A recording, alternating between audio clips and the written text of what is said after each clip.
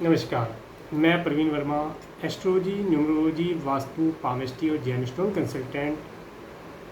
आज हम एक जनपत्री के ऊपर चर्चा करेंगे। हमारे पास एक लड़की की जनपत्री आई, उसके अंदर हमें ये ज्ञात करना था कि क्या उस लड़की का विवाह लव मैरिज के माध्यम से होगा या अरेंज मैरिज के माध्यम से। तो आइए देखिए हमने क्या रिजल्ट पाया उस जनपत्री का विश्लेषण करने के बाद। आइए देखते हैं। हमारे पास यह उस लड़की की जनपत्री है जो कन्या लगन की जनपत्री है। इस जनपत्री के अंदर जो प्लेनेटरी पोजीशन है पहले उसे एक बार देख लेते हैं।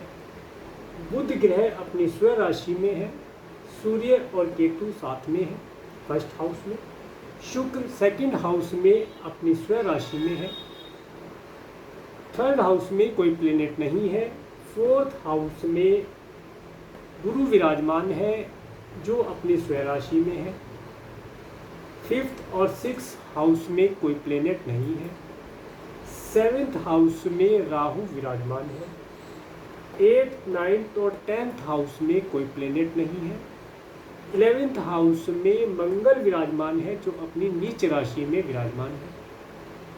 उसके साथ ही 12th हाउस में चंद्रमा और शनि विराजमान है। ये थी इस जनपत्री की प्लेनेटरी पोजीशन। विवाह के लिए हम 7th हाउस और फर्स्ट हाउस के ऊपर विश्लेषण करते हैं विवाह की जानकारी प्राप्त करने के लिए। तो आइए सबसे पहले देखते हैं कि 7th हाउस के ऊपर किन किन प्लेनेट की एस्पेक्ट है। 7th हाउस के ऊपर सूर्य, बुध और केतु की पूर्ण एस्पेक्ट है, जिसमें सूर्य लगन रूप में और बुध लग्नेश के रूप में अपनी पूर्ण एस्पेक्ट रखता है। इसके साथ ही फर्स्ट हाउस के ऊपर राहु की पूर्ण दृष्टि है, जिसमें सूर्य बुध के ऊपर राहु का पूर्ण प्रभाव। इसके बाद 7th हाउस विवाह का जो कारक ग्रह है और 7th हाउस का जो लग्नेश है, 7th हाउस का जो स्वामी है वह गुरु ग्रह है। गुरु ग्रह से दशम में 1 2 3 4 5 6 7 8 9 10 दशम केंद्र में सूर्य और बुध विराजमान है, और एक और ग्रह केंद्र में विराजमान है जो सूर्य से गुरु से 1 2 3 4 फोर्थ हाउस केंद्र में राहु विराजमान है। तो इस सूत्र के माध्यम से ज्ञात होता है कि गुरु के ऊपर सूर्य और बुध का पूर्ण प्रभाव है। इसके साथ ही गुरु के ऊपर राहु का भी पूर्ण प्रभाव है, जिसमें कि सूर्य लग्नेश रूप में और बुध लग्न के स्वामी के रूप में, उसके साथ ही सूर्य दशम भाव के दशमेश के रूप में और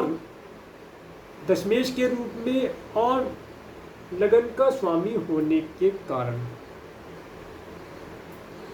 इसके साथ ही गुरु के ऊपर राहु का पूर्ण प्रभाव जो केंद्र से एस्पेक्ट होती है चतुर्थ भाव का स्वामी होने के कारण, चतुर्देश होने के कारण। इस सूत्र के माध्यम से यह पता चलता है कि सूर्य और बुध जो सेल्फ के कारक हैं, सेल्फ का प्रतिनिधित्व करते हैं, वह लव मैरिज कराने के लिए पर्याप्त है। इसके बाद हम देखते हैं कि 7th हाउस में राहु विराजमान है, जिसके ऊपर सूर्य, बुध और केतु की एस्पेक्ट है। 7th हाउस में राहु का होना लव मैरिज का घोतक होता है।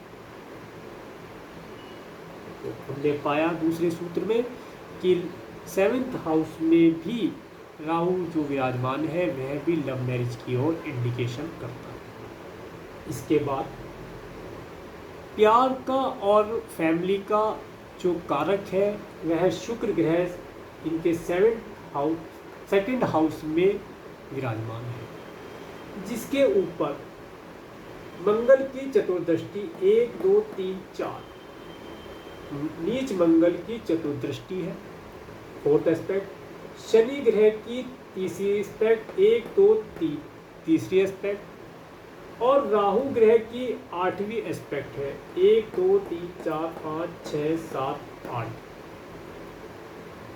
ये 3 ग्रहों की एस्पेक्ट के कारण राहु मंगल और शनि की एस्पेक्ट राहु पर शुक्र पर पड़ने के कारण शुक्र ग्रह पीड़ित है, जो दर्शाता है कि लव मैरिज के माध्यम से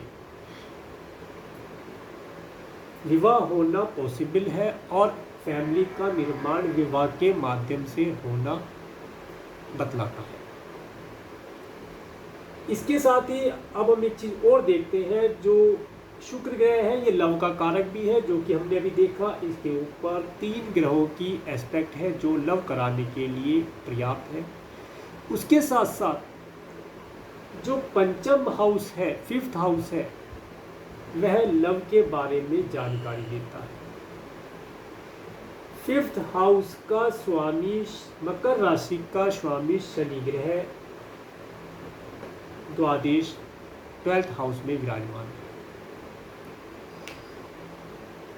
शनि द्वादश में विराजमान है और उसके बाद मंगल नीच मंगल की पूर्ण दृष्टि पंचम हाउस 5th हाउस पर पड़ रही है, जो लव कराने के लिए पर्याप्त है। कुंडली के अंदर लव के विषय में मैं आपसे बताना चाहूँगा। कुंडली के अंदर जब भी शुक्र ग्रह बिगड़ता है, ग्रहों के एस्पेक्ट के कारण पीड़ित होता है, किसी भी प्रकार से अशुभ प्रभाव में आ जाता है, तो वह लव कराता है और लव मैरिज का निर्माण कराता है। शुक्र ने लव का निर्माण कराया। राहु, सूर्य, बुध, गुरु, केतु इन ग्रहों ने मिलकर के